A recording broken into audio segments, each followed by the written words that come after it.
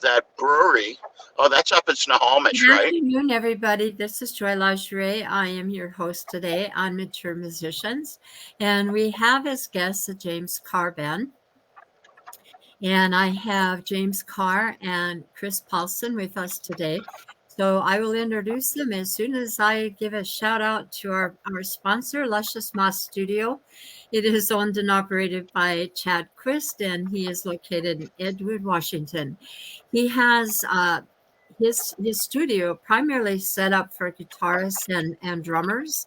He's got 1.5 million microphones miking these drums, so they it's unbelievable sound. But anyway, his studio is set up for collaboration, and it is an environment that inspires creativity. So just a shout out, you can find him on Facebook at Luscious Moss Studio in Edgewood, Washington. And with that, I'm going to introduce James Carr. James, hi. Give me a minute here. I'm going to put you on. All right. Here, Joy. yeah. And the name of the band is the James Carr Band. And one of the questions I'm going to ask you today, after I introduce Chris, is what was your first instrument and how did you get interested in music? So I'll give you one moment here. We'll get to Chris. Hi, Chris. Hey, hey, Joy. I'm going to ask you the same question after James, so be prepared. You All right. got it. Okay. All right, James, go ahead and tell us how did you start? When did you start? Oh man, I think just music was always in my household when I was growing up, and just fell in love with it. I don't know what was it. There was one particular catalyst. I know I was looking back a while ago because somebody asked me that question, and I remember I went to I grew up in Pennsylvania, and I went to the Bloomsburg Fair and saw Johnny Cash and June Carter, and that was and Charlie Pride, and that was like the first live show I saw, and I was like, wow, and just over the years, I think seeing concerts and being part of it, and I just somehow singing started it, and I always fiddled with guitar, but not a whole much. I just wanted to be a front man, and yeah, I think it actually, I think, saved my life too. I mean, when I was young, my father passed away, and I just immersed myself in it, and it was just a way to escape and be part of a different world. And I remember I went to see my first Grateful Dead show, and then I just was immersed. I was like, God, it's just that power of music that just moves people, and I want to be part of that. And I think after seeing show after show, I'm like, God, this is what a dream to be able to play music and have people feel that inside them, something that you wrote and something that inspires people. So I think that's probably the reason why. Sure. So are you the front man, or do you play as well? Or I do, yes. Okay. Over the years, you find out that people, I'm trying to explain, can you play this sound and this color? And people go, what are you talking about? So, after a while, you have to kind of put your, put yourself towards that instrument and really kind of be able to express it that way also. And so over the years, I moved into more guitar and tried to become a writer there and mesh that too. So it can make my songwriting more of my own. And that's ultimately why it became the James Carr Band. So how old were you when you started? You said was this your first band, or did you have other bands? Oh my gosh. Oh man, no! I wrote my first song. I remember I found some lyrics and we were moving some stuff out of a storage unit, and I think I started writing lyrics in 4th grade. I remember. Oh my gosh! Really into Rush's Moving Pictures, and I loved Red Barchetta, so I remember writing this song about a car, and it just sprung from there. I think I played my first band at 14, and moved to LA when I was 18. And played in bands there, and then moved up to Seattle and played here, and just been in and out for so long. But, and when did you start this band, James? So right at the beginning of COVID, I was in another band, and we were recording, and I had a bunch of stuff that necessarily wasn't going to go over well with the other guys in that band, or some of them anyways, and so contacted Chris and said, I got these songs. You want to come and jam with me and see what happens? And I didn't ever think it was going to go any further than just kind of some fun, and I pulled my drummer from the other band, Craig, and here we are. And I there think that you was are. 2016, right? No, not 2020, right? Yeah. 22, dude. When we started. No, when we started, it was 20 though. Oh yeah. Yeah. I've listened to your videos, and I have in my mind what I think your genre is. But what would you classify your music as, James? I That's a tough one, right? wish I had I'm going to be old school here and just read off my list here because I have it right here. So this is what we tell people here when they ask us what it is, and I say it is. I lost it here. Here I'll tell you. You got it? It's kind of blues based Americana, with a little bit of funk and country and soul. And what do we say? A dollop of soul. We said, we're really hard to pin down. Okay. I like a lot of styles. I like a lot of styles of music. So whatever the mood takes me, I start writing something. But I wanted to go something more because I used to be more in more harder rock and I just always liked that 70s Eagles and stuff like that. Yes.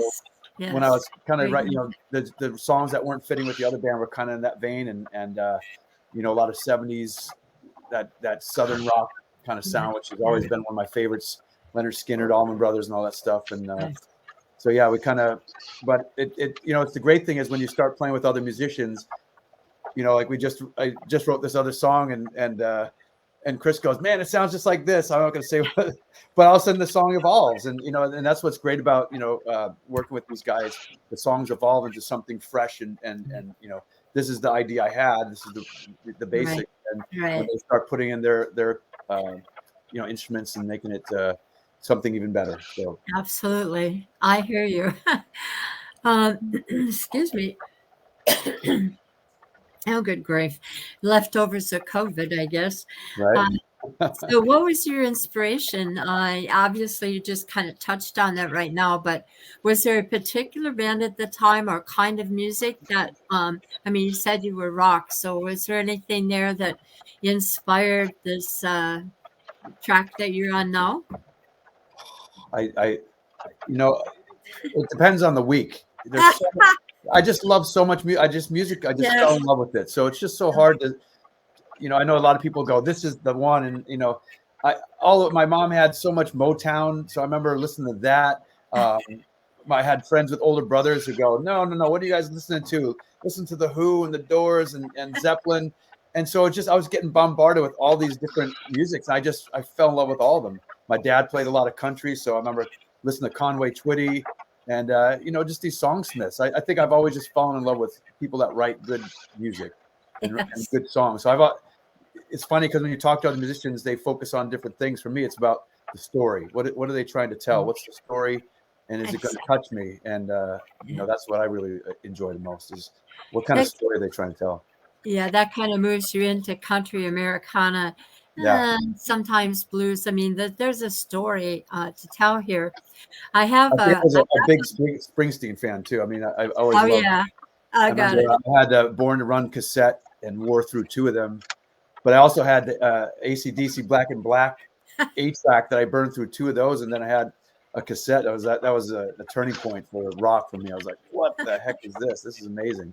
I'd already liked the original singer Bon Scott before he passed, and then that was like, I'm like, oh no, these guys are done. And then Back in Black came out and changed my life for sure. That was pretty amazing.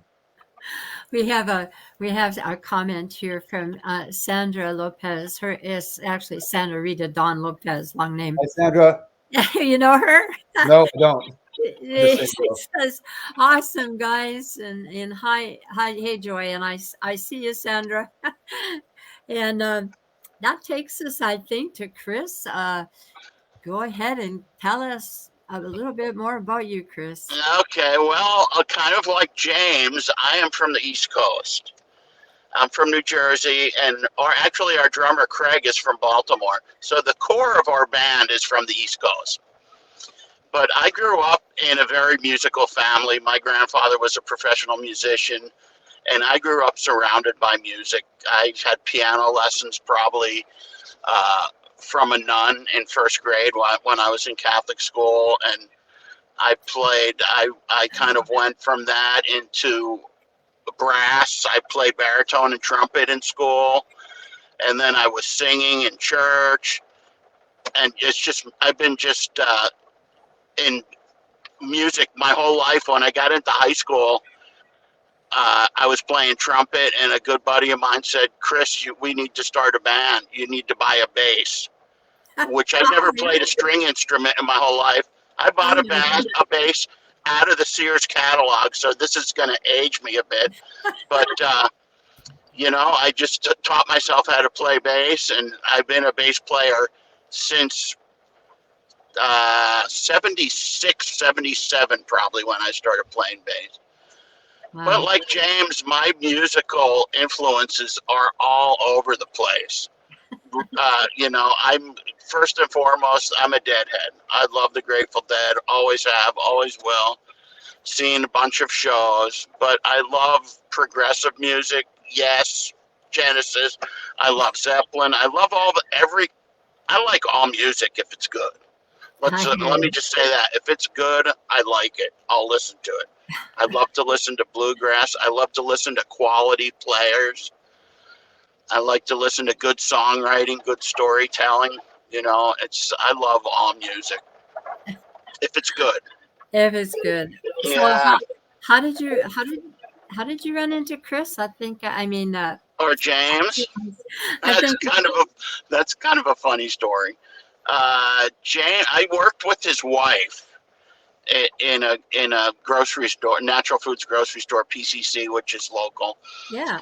And James's wife has these birthday parties that are these huge events. He's laughing here. Yeah, they're huge. They're themed. It's crazy. But I think it was one I went as Jerry Garcia, one I was John Belushi. But anyway, I brought my guitar, and me and James kind of sat down and just played a little bit during the parties, and then we kind of lost touch for a little while. And then I was playing in a couple bands in Seattle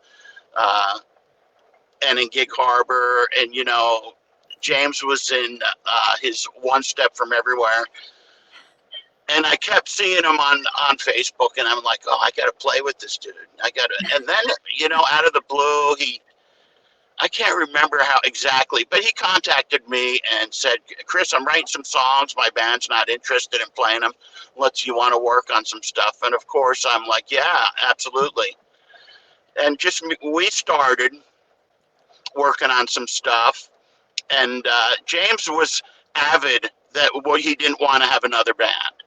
At the beginning, no, I really don't want to do the band thing. I just want to do solo stuff. And then, we started playing. He brought Craig in from his other band. Next thing we have 10 songs that are arranged, and we had a gig. We had a show to play after 2 practices or whatever it was. It was crazy, of all original material. And it was a blast. We just had so much fun. And, at the beginning, it was because he didn't want a band. So it was going to be James Carr and Craig and I couldn't think of we thought of a bunch of stuff, but nothing was, we were throwing darts, we had some really funny names. Yeah. And then finally, we had our first real gig where we were going to get paid. And it was like, okay, we're the James Carr Band, and that's stuck at this point. So that's where we are today. Did you know there's another James Carr out there? Oh yeah. Yeah. He comes up first in Google. Yeah, and I'm trying to get you guys. I was going to post some more stuff, but I couldn't. I couldn't get past that James Carr. Yeah, he's a soul singer, He's got a little bit of years. I think that was a great thing about becoming the James Carr Band. That way it kind of separates us from him a little bit more. hopefully in the future, because everything was just kind of James Carr first. I really was hoping for something cool, like, Tom Petty and the Heartbreakers, where it was like this cool name, but everything was just so funny. It was like everything that came up, we just started laughing. It's like, no, that would be great for a joke, but not for a band name. So Yeah, I hear you. So we do have a listener here. He says, "Hey, Chris, Willie here." Oh, he's the guy who told me to buy a bass. That's Willie. He's the guy who told me to buy a bass. He's Thanks, in Willie. Cape Cod. He's in Cape Cod, I think. He's in Mass somewhere. I think he lives in Cape Cod. He's the guy. It's his fault. What's up, Willie? Cool. That's awesome. We have a lot of people that work at this time of the day. Right. So they don't catch you at this time, although we do have listeners on here now. And they'll tune in later. This is always on Matured Musicians, so they'll see this. And then I'll put it after we're done. I put it on Facebook, my Facebook page. So anybody who logs in there, it has me as a friend. They can read it there. And in about 2 weeks, which I'm behind, I put it on YouTube, and then it lives there on my channel on YouTube. So very cool. And type your name and show that this interview to anybody you choose, or if you just want to go back for memory's sake, it's there. Yeah, very cool. Yeah, that's awesome. Thank you so much. And then he said in response to you telling the story about him telling you about playing a bass, he says, "Yes, I'm that guy." Yeah, that's hilarious that he's on. That's great. Oh, that's awesome. What's up, Willie? I miss you, brother. So this sounds like kind of a new setup for you. And going from here, sounds to me, did you get together I thought you said 2000, but I wasn't sure because there was some laughing. 2020. 2020. Right. So in 2020, you got together. There's one more person in this band, or is it just the two of you? There's 5 there's total. 5 of us. Oh, 5. Yeah. Okay, so it started out with 3. There was a core, was the drummer Craig, and then Chris and I, and we kind of just did our thing, and because we just were starting out, and then COVID hit, and then we were like, well, now we don't have a guitar player. So while during the COVID, I had a bunch more songs we started working on to record them, and so once COVID kind of let up, we went out in search for guitar players, and we luckily came apart with Dean, who we have now, who's just amazing and great guy. Is he your lead guy? He's the lead guy, yes. And he is smoking. It was a great, it's tough to find, someone not only that's a good player, but that you don't want to kill like within the first week or something. Difficult to work with, it's just sometimes it's tough. And so he checked all the boxes, and he's a great guy, great musician. And then of course we got Tony, who plays keys, and he also has joined us pretty much around the same time. So it's the 5 of us. Yep. And so we got the newest additions, the guitar and the keys. So your drummer is Craig. Mm-hmm. Tony is your keyboard. Yep. And I'm old. I can't remember the lead's name. What was his name, David? Dean is the guitarist. Dean. Okay. Dean, yeah. Yeah, I got Sandra wants to know, we're talking about COVID here, Sandra, but that's coming, is coming. I promise you they will tell you where their next gig is and where. So during the COVID time, there was the lockdowns, and, musicians were in the area that make their living, they were completely down and really hurting. So how did this all affect you, and what did you do during that period of time? You want to go first? Yeah, okay. Well, the 3 of us were kind of in our own little bubble. I was with my family, or I was with James and Craig. Yeah. So we continued to write and play in our little rubber room studio, we like to call it, which is at James's garage.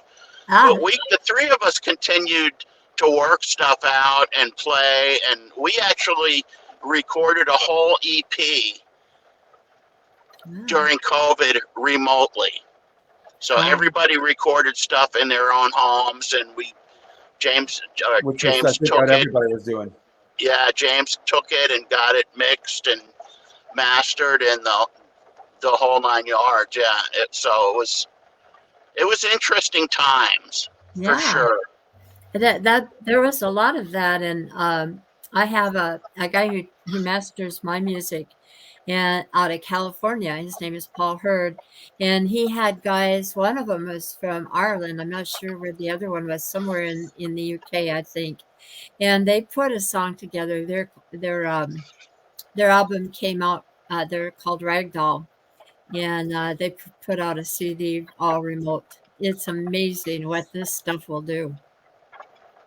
Yeah, I wish we had a little more practice with it because yeah. what we did it was I feel like it came out really good for what we did for sure. Yeah. Oh, absolutely. Well, We've what's the name of the song? I'm sorry, what was that? What is the name of this song you did remotely? Oh, we did a whole 5-song EP. So Oh, 5. yeah. Okay. So yeah. and the title track, not the title track, but the main track that we released and had a video for was called "On My Way," and that's usually the one that we've been ending with. That. Yeah. And boy, Yeah, we start with that one. We start with that one, I think, recently, anyways. And it just gets everybody up and moving. You know, it just kind of was. I think I as I was writing lyrics and writing songs, a lot of them were just about, I can't wait to get out there and really start playing again. And just feeling that, I'm on my way to going to this next adventure. I mean, I've been in a lot of bands and I had a lot of fun over, but this one just feels special. There's just a really good chemistry between the three of us, the core. And as these guys get in closer, I feel like it's growing even more. And with the addition of Dean and Tony, Dean, I think was the last one. And when he came, boy, it just felt like we kicked into overdrive with the live. Our shows just really are exciting and have a lot of energy, which is something that I was looking for a long time, where it's just music just explodes, and we just lock in tight and we can feel each other and we have a great time. I think that's at this point in the game, if it's not having fun, I don't want to do it. If you're old, when you're old, it's not life's too short to put up with drama from other people. We all get along really well, and we can talk, and nobody's going to get their feelings hurt, and it's a lot of fun. It's a lot of fun. Yeah, that's part of the magic, right? Yeah. Communication. I think that's the key to any relationship, and that's where none of us get upset if somebody calls them out, and well, you might get upset, but you get over it real quickly. That's the thing.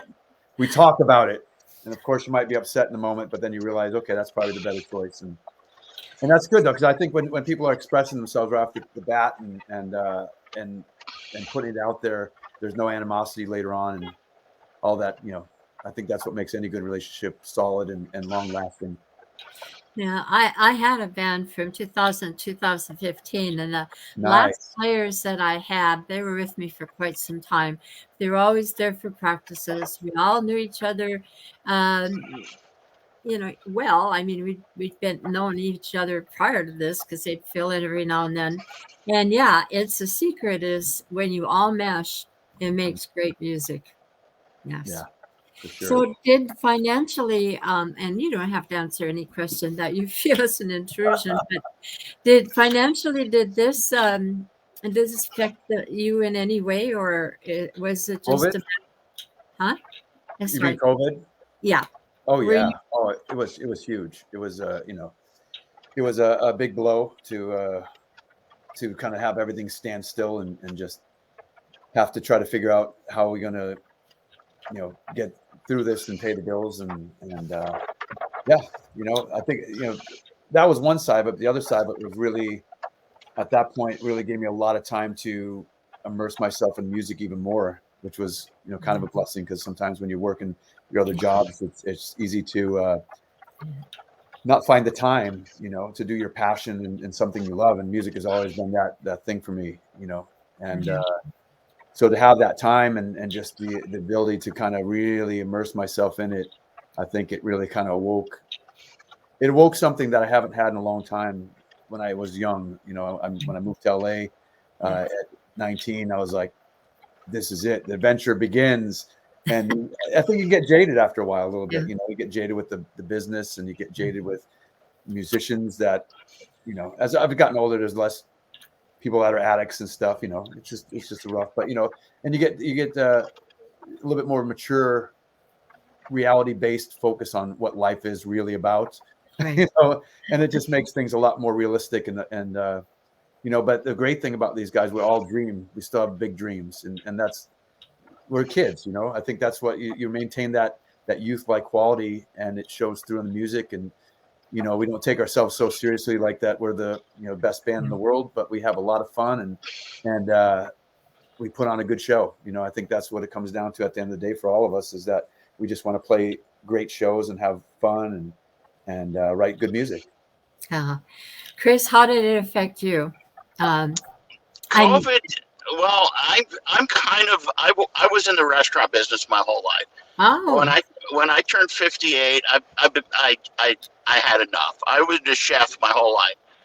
Oh, cool. I turned 58. I had enough. I was in a good paying job, but I was traveling a lot, and it wasn't fun anymore for me.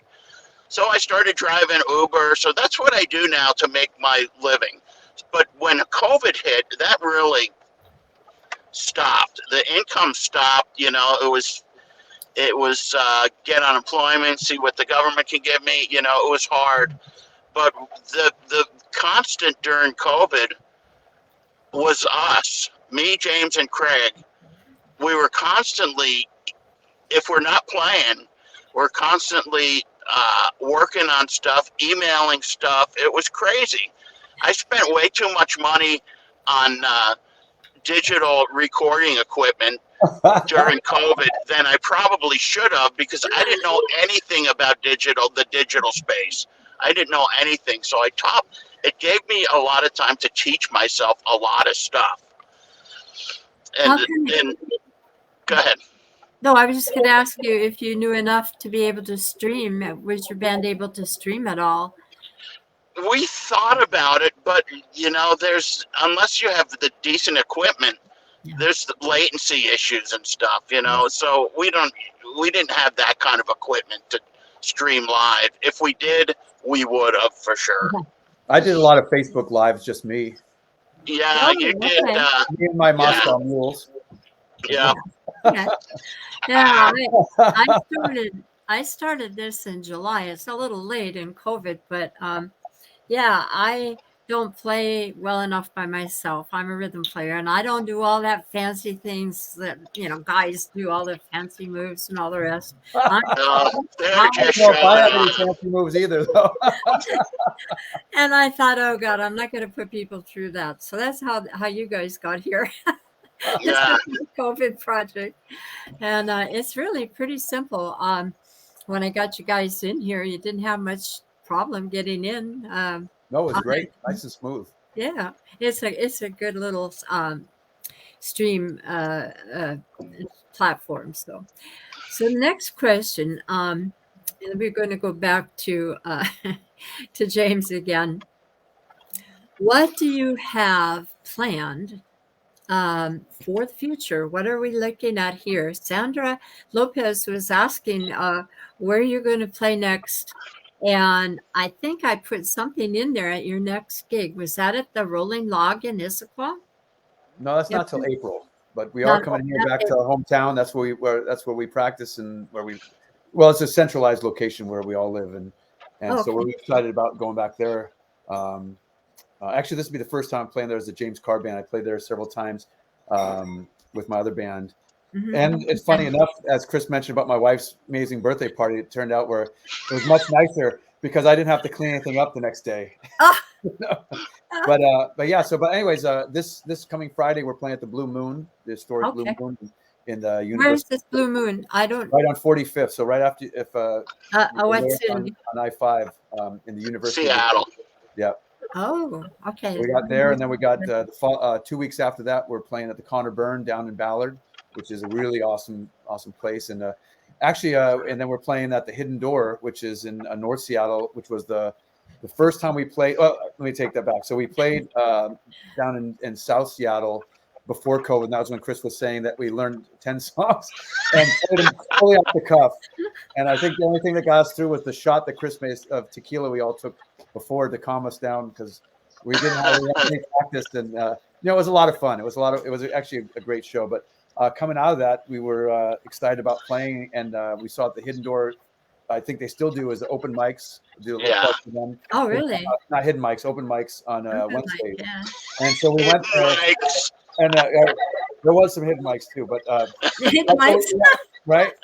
So we went up there, and they still it was pretty heavy COVID time, and so we had to wear masks, and I had to sing, and so it was sing. It was fun. Yes, it was horrible, but it was it was fun. But every time I like hold a note up in my you open your mouth on and my mask would come down, and then it's in my mouth like this, so I had to keep pulling it up, but they were actually after COVID kind of opened up a little bit. That was the first place we played coming out of COVID. So, and they've been really good to us. So we're excited to be going back there. Now, what date is this? What date are? Connor Byrne, I believe, is March 18th, and then the Hidden Door is the 19th. All right. Yep. So the next day. All right. And there's lots more shows. JamesCarrband.com and it's got everything on there: music, videos. I mean, it's got everything on there. Our dates, and you can contact me, and you can go on the Facebook and talk to me there. I mean, I'm pretty quick on the draw to get back to people if they have questions and stuff. I had a hard time getting stuff off of there to put on Matured Musicians and post. Oh, I'm sorry. I wish I had known that would have sent you. I was like, oh my! And I asked my husband, can I throw the computer out the window now?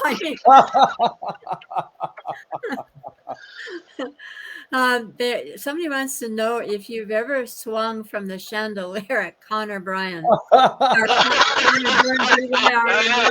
Now, not saying that I wouldn't, because I definitely would, but I'm assuming that they probably wouldn't ask me back to play, and I really enjoy it there. So, when I was younger, I probably wouldn't have thought twice about it. I was like, man, that looks like something fun to do, but now that I'm a little bit older, I'm like, yeah, they probably won't appreciate that. So what is the story on this? There's a chandelier in that. There is, yeah. It hangs right in the center of the stage, and yeah. I don't know. I'm sure somebody has. And it's a very cool venue. Yeah. It's a very cool venue. Side of that is, I don't. The last thing I'd like to do is like swing through it and then fall right on the drum kit and break my back or something. So. When you're 20s, you're like, I don't care, and you bounce off, and you're like, oh, good. And now, like, oh. But, yeah. I got you there. So everybody, hopefully, have heard how to get to that website. Can you guys post it in? Be sure to post these as they come up so that we can see them. And I know I want to go to the Rolling Log. I've been there before. I live in Redmond, so that's the closest for me. Yeah, unfortunately, there's not many original music venues in like Kirkland and Bellevue. And there is one in Renton. We've been talking with somebody, but it just seems to not work out on the dates that they have open for us. But you do original music and not covers, or you do both? No, we do all original music. Oh, we have a couple of shows coming up where we have to play 4 hours, so like the Rolling Log. So we're adding in some fun ones that that hopefully everybody enjoys. I think I know that we've been working on them, so we are going to do a couple just because 4 hours is a long time to fill. And, how many songs do you need for 4 hours? What's that? How many songs do you need for 4 hours? Oh man, that's a good question. I don't actually know that, but that's a solid 3 sets. If we probably 13 a set. 13 a set. Yeah, it's. We normally play like a 40 on average. When we play down in Seattle, there's usually a 3-band lineup, and usually we play like 45 minutes. So that's maybe about 8 to 10 songs for the 45 minutes, and then there's a break. So I know in doing the Rolling Log previously, you get about 45 minutes, and then you take a 15-minute break. And so I'd say 10, 20, 30, 40 songs or more probably. But, it goes by fast. You'd be surprised. So I'll find out, I guess. I got to. I forgot to also mention. So you said what's coming up. So we're really excited. We're just putting the finishing touches on our new EP. We got a new 5-song EP coming out here. Really, hopefully by next month.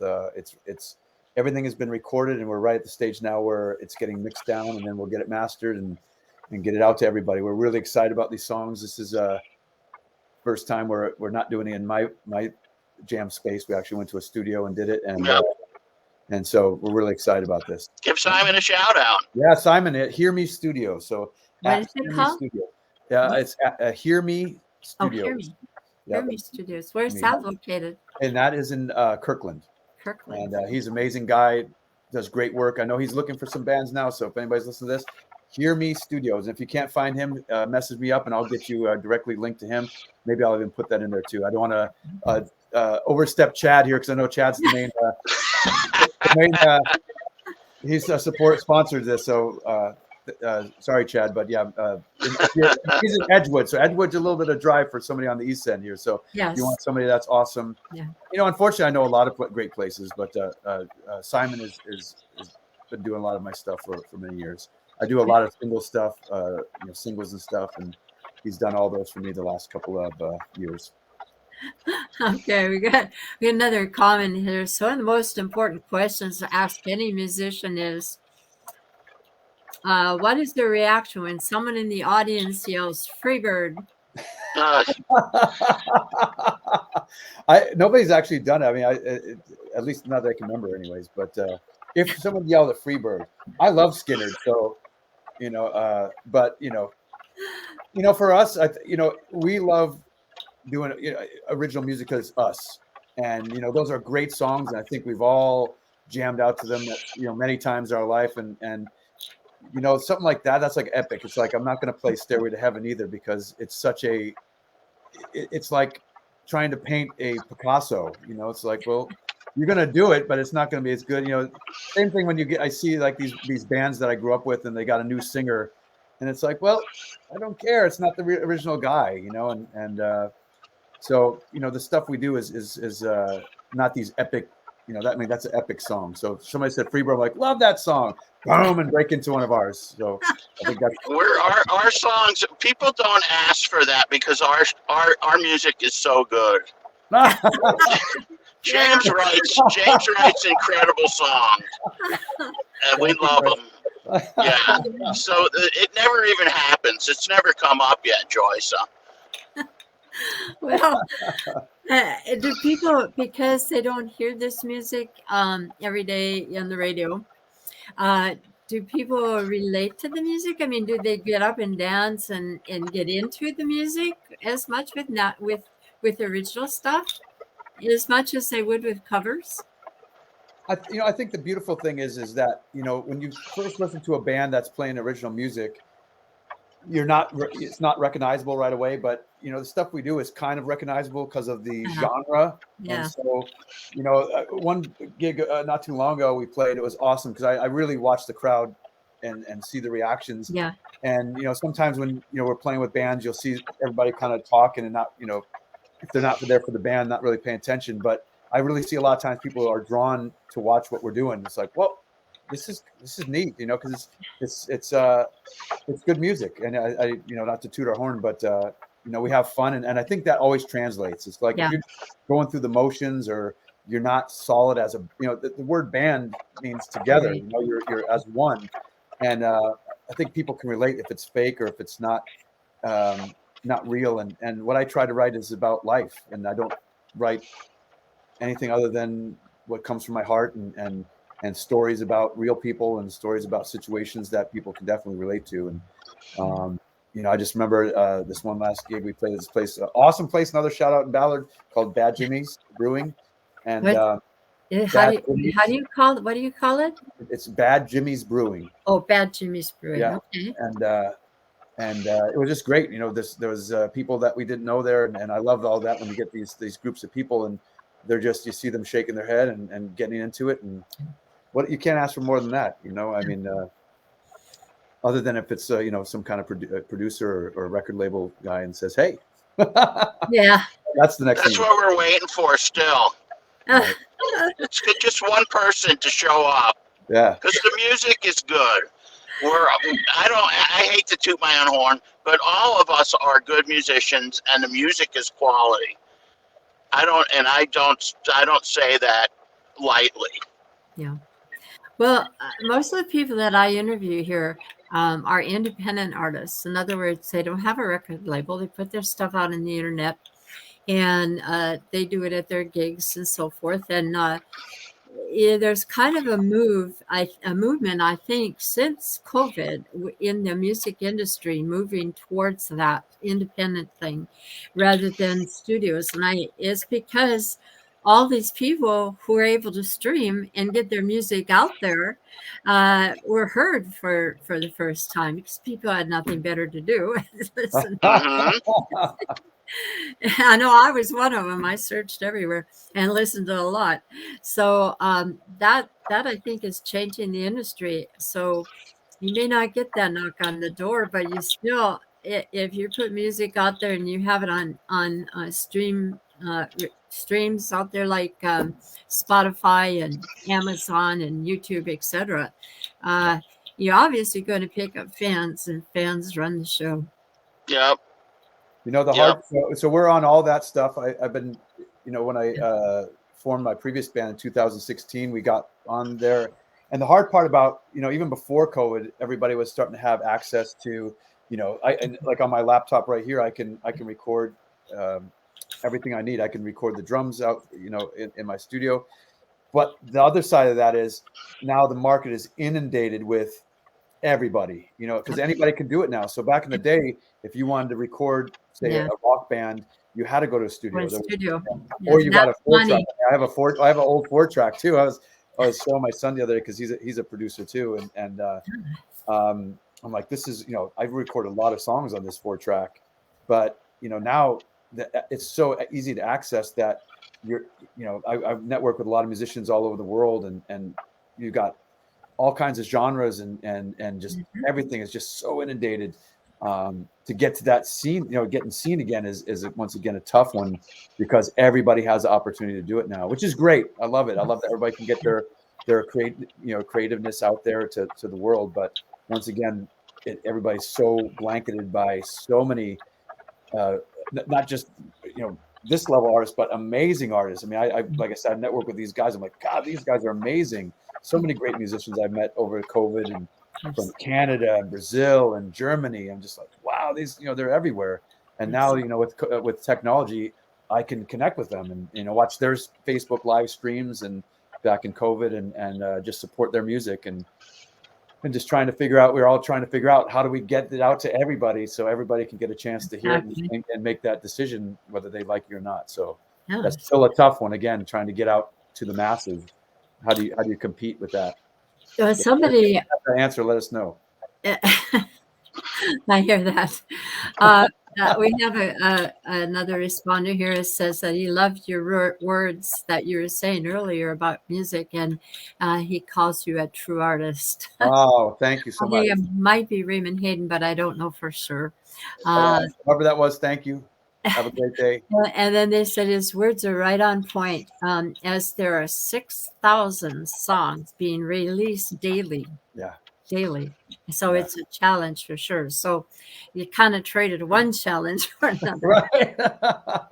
I just still think it's awesome that, even, younger kids can get a chance to put their music out there, which we never would have had done, years ago, and there's so many amazing. My drummer has a son who is amazing artist, amazing songwriter.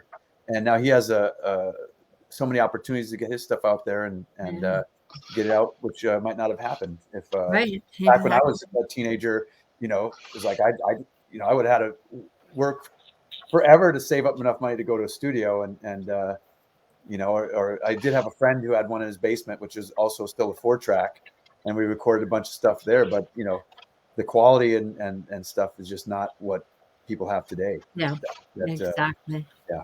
It's just amazing. So the next question is for Chris. Chris, in all of the time that you've been in music, not food, but music, and you've gone to gigs, to play at gigs, was there any aha moments, things that really stand out to you that you said to yourself, oh my gosh, that's amazing? Yeah, I'm going to be 100% honest. It's with James. When we started playing live, it's like this is the most fun I've been having in my whole life. It's where if I could do nothing else but go out and play live music, it's the funnest thing ever.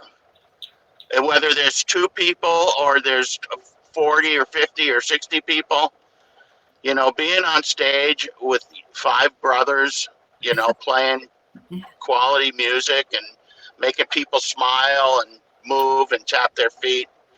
There's nothing really better than that for me.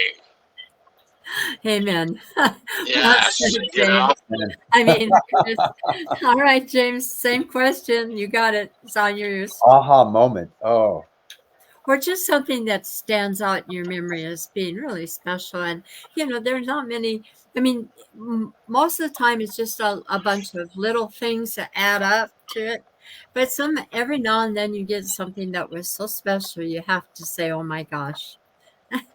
I am going to agree with Chris. You're your but best. but it's just it's something, and in this. So how could I say it? In this era, of my music career, from the moment we started playing, there was just something special, and that's what you look for as a musician, where it just locks in, and you feel like we've been doing this for a long time, and it was like that in the beginning, and it's just gotten even better as time has gone on. But yeah, that was an aha moment. And then I'd have to say there's definitely one. So back in the 90s, the band I was playing at the time, we hooked up with this.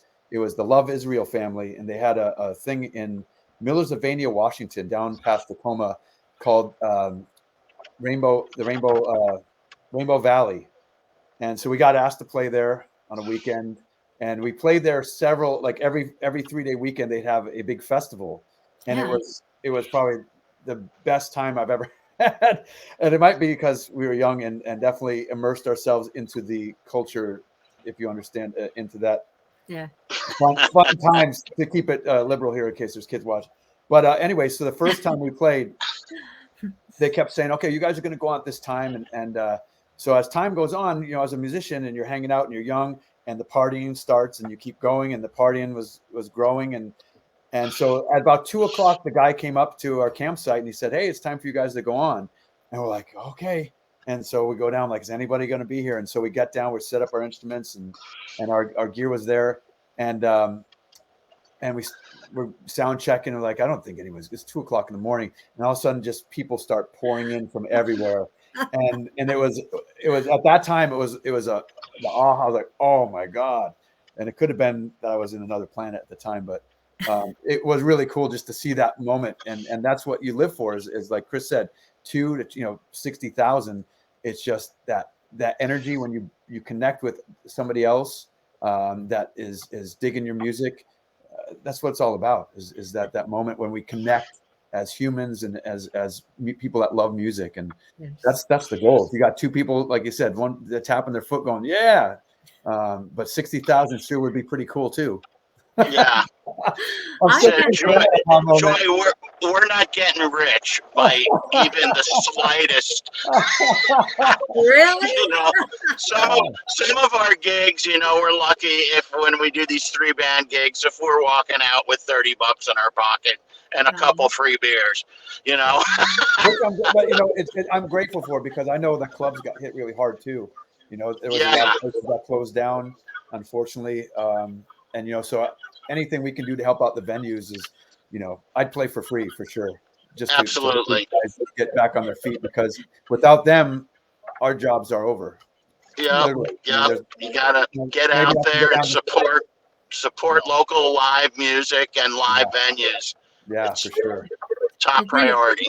The key are like I always say on my website, the real stars of these shows and what you're doing, your music, whatever, are your fans, because without them, where would you be? You know? No.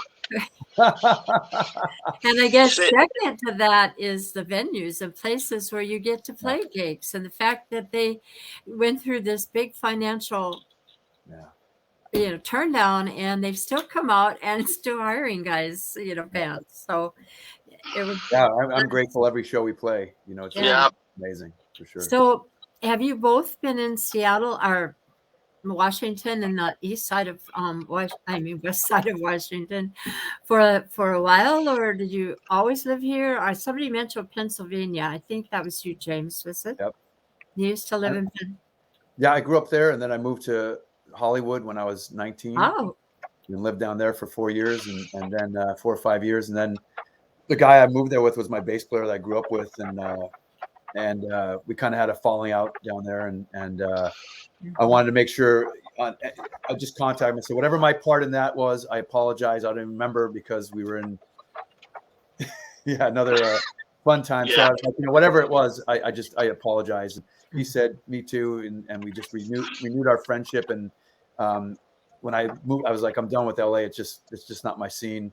And I moved back to Pennsylvania for a couple months to be with my mom and hang out with her a little bit, my sister. And we reconnected during Christmas time. He's like, hey, brother, you got to come out to Seattle. It's freaking awesome. And so in 94 or 93, I moved out here, and I fell in love with it. I mean, the mountains, I've always been an outdoors person. So everything you want, I got the desert, which I've always loved that too. In LA, we used to go, so many places so I can go to the ocean and have everything you want. And just the scene was so cool. The people were so cool. And so I've been here since 94 and have loved every minute of it. I don't see myself living anywhere else. I like the fact that it's music central. I mean, you got a lot going on here every weekend and during the week, and now they're doing more open mics and band jams, and it's just, I mean, they're if you're not listening to music somewhere and having a great time, it's not because the places aren't there. Yeah. So what about you, Chris? James was just telling us where he's from. Are you from this area originally? Or No, I'm from New Jersey. I grew up in New Jersey. When I got out of high school, Is that Jersey? Jersey, yeah, Central Jersey, Somerville, New Jersey.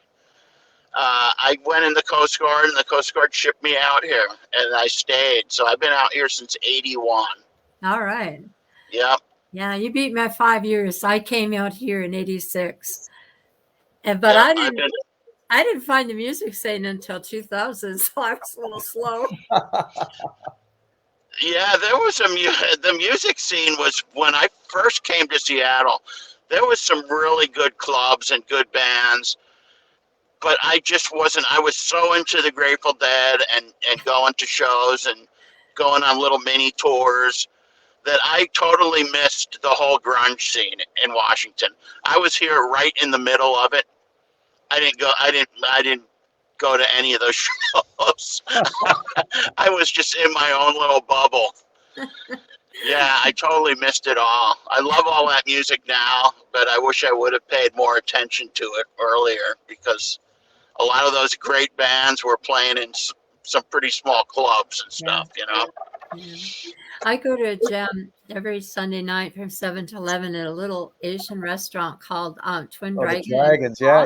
The Dragons, that's where Lynn's playing. Lynn Sorensen and that's stuff, where yeah. I jam with. Doug McGrew and Lynn are running that, and Nice. and they have guest guitarists come in and play in the jams, and I really enjoy it. But Lynn plays everywhere. I mean, it's like I saw him play with Paul Rogers. I saw him play with Paul Rogers.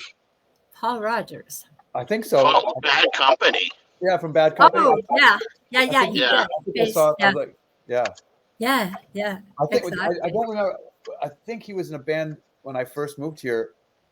Oh my God, Tuna Fist. I think he plays the He's violin. in so many bands. Yeah. I'll plug all his bands. I don't think Power we've ever Cell, met really, like, the Fabulous Johnsons. But there's so many amazing musicians in Washington.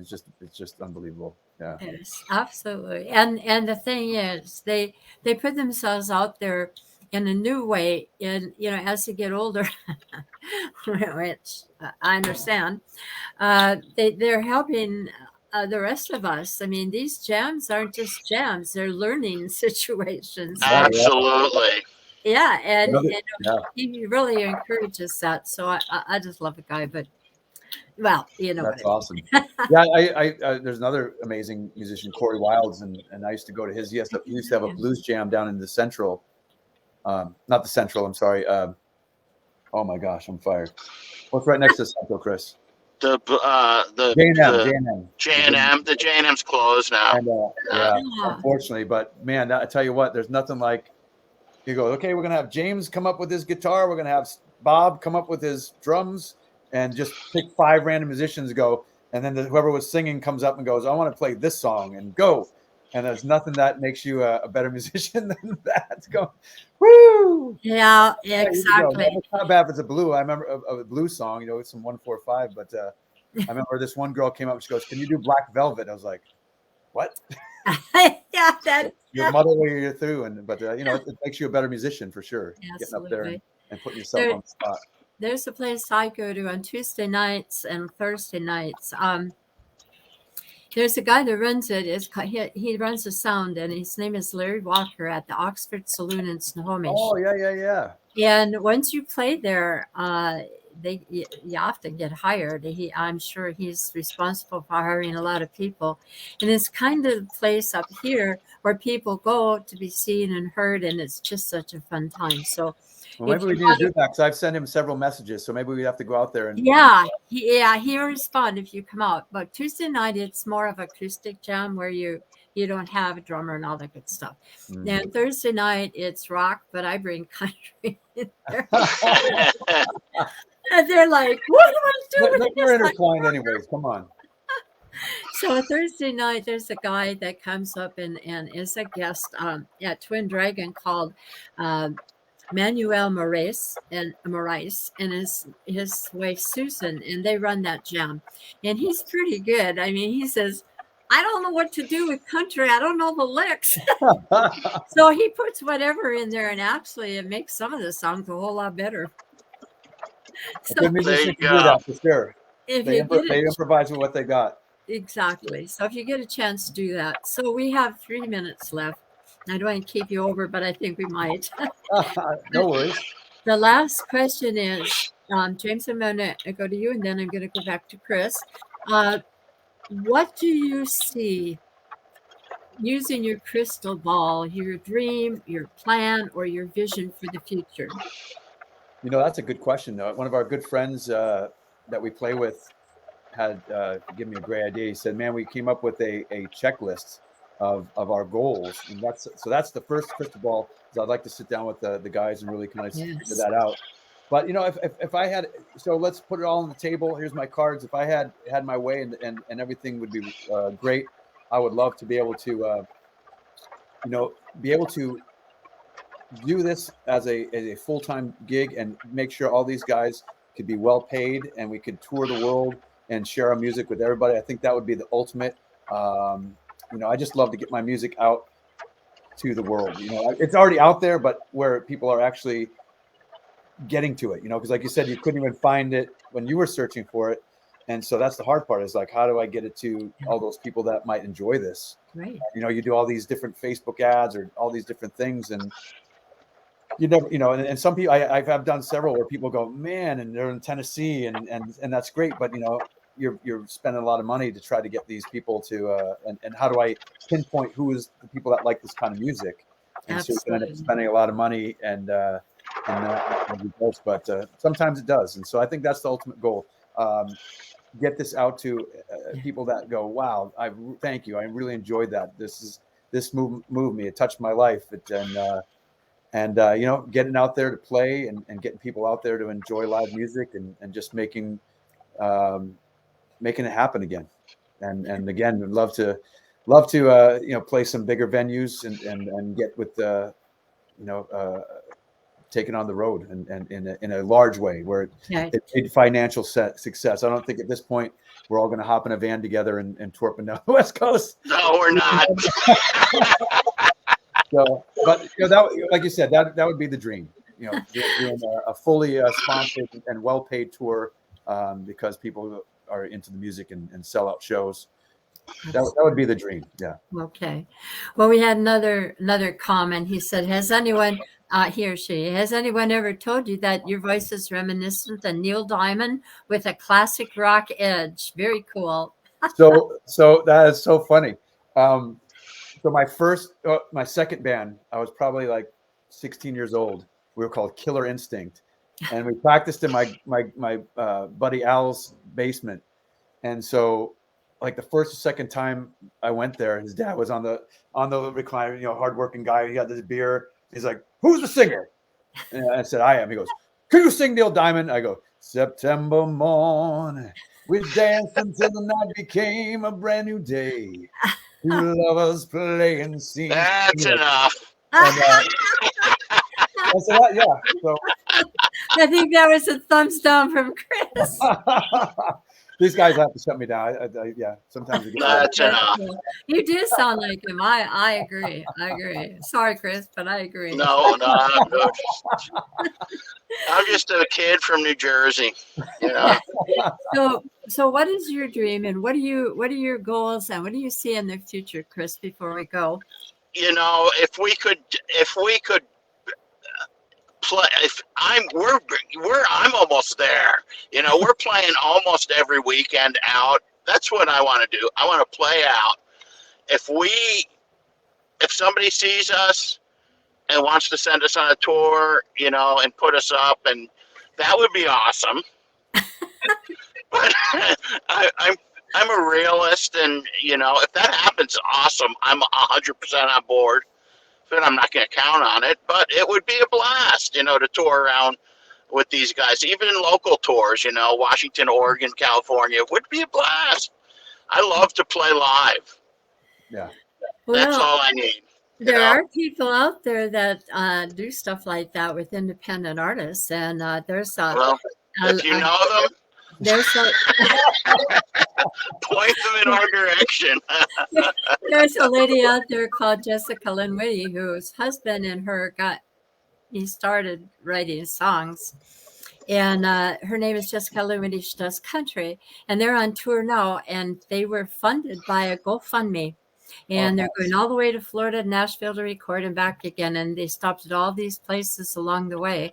And so there are ways to do it. And she has a lady that handles some of the other artists out there. And her name is Liz Gregory. And Jessica, every Thursday from 5 to 6, has a fan club program that called the Jessica Linwiddie Rebels Fan Club. And she's really good at knowing how to go around and do all this. And Nashville might be a good place to start. A lot of good players in Nashville, that's for sure. Oh my gosh, that's very intimidating. Nashville. Yeah, awesome. I would love to go to Nashville. I don't mind. I'll throw my hat in the ring. Put on your calendar. So our last comments here, they just said beautiful with the folded hands on the comments you guys have just made, and said, and when you were singing Neil Diamond, said, "I'm a fan and I loved it." So that ends our program. Yeah, I'm about 3 minutes over. I'm sorry for having done that, but I hate to let you go. You guys are a lot of fun, and I can't wait to see your gigs. Yeah, come on out. JamesCarrband.com. JamesCarrband.com. Thank you for coming on. They say the Cars are badass. There are some extremely great players there, but these guys fit in because they're doing their own stuff. So that was the last comment of the day. All right. Thank you. Thanks, Joy. Take care. Bye-bye, hope to see you soon. Bye. Bye-bye. Bye-bye. All right. So that ends our program for today. I want to thank you all for listening here. Have a great St. Patrick's Day, which is coming up.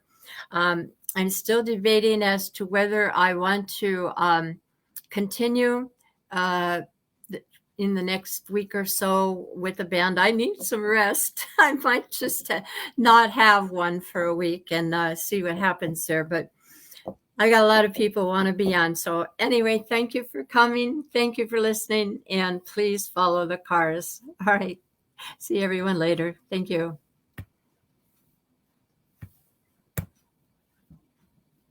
maybe not. Bye. Yeah, it doesn't want to end.